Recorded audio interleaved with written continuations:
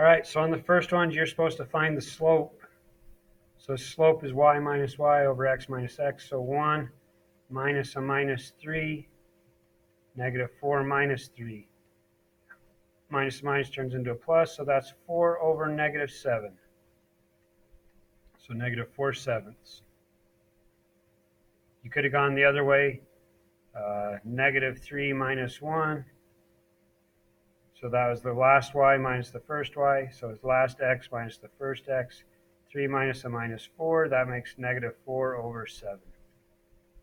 So either way, you get negative 4/7. Question 2. So 7 minus 3, that's y minus y over x minus x. So that's 4 over 0. Again, if it's over 0, it's undefined slope. We know that if we were to write the equation of that, see how those are the same? It'd be x equals negative 2.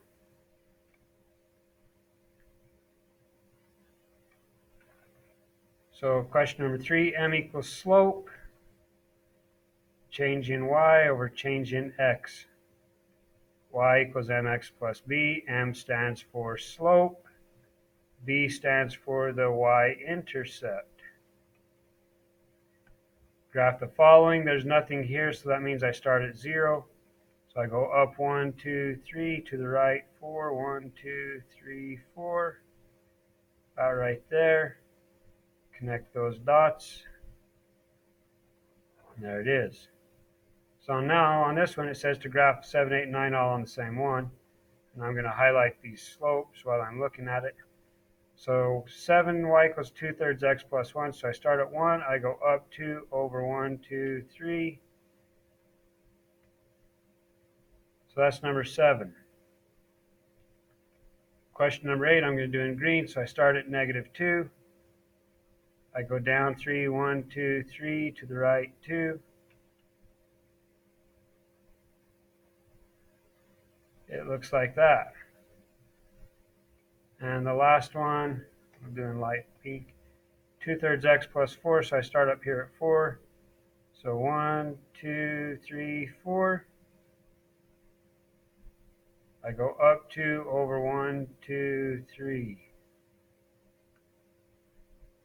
About right in there.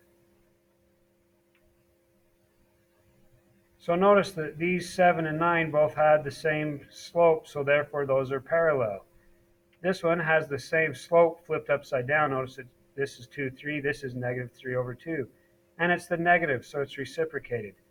This means that 7 and 9, so A and C are parallel.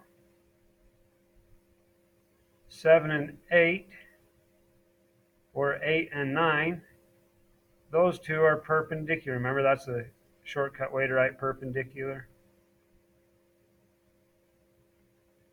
Number 10, I know what the answer is. I know the slope is 4/5. Remember, to find the slope, you go y minus y.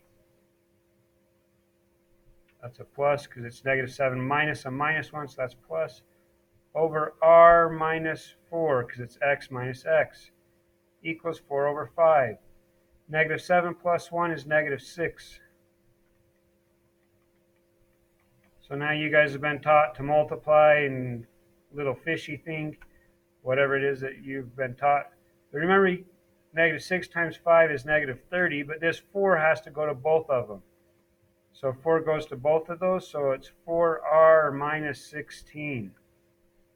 So I'm going to add 16 to both sides. So that's negative 14 equals 4r. Divide it by 4, and r equals negative 7/2. On number 11, using y equals mx. So it says y equals 12 when x equals 3. What does m equal? So I have m times 3 equals 12. So I divide that by 3. I get that m equals 4.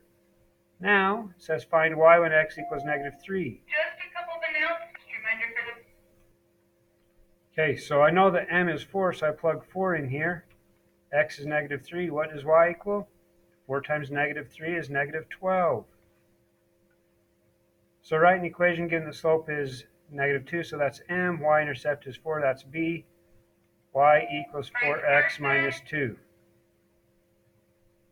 Carly Stevenson, please. So on this one, on number 13, we need to figure out what b is if we're going to use y equals mx plus b.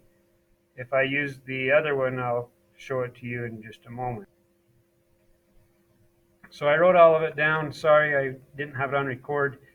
So wherever we got to, on number 11, the m was 4, so we plugged the 4 in, plug in the negative 3 for the x, multiply those, you get negative 12.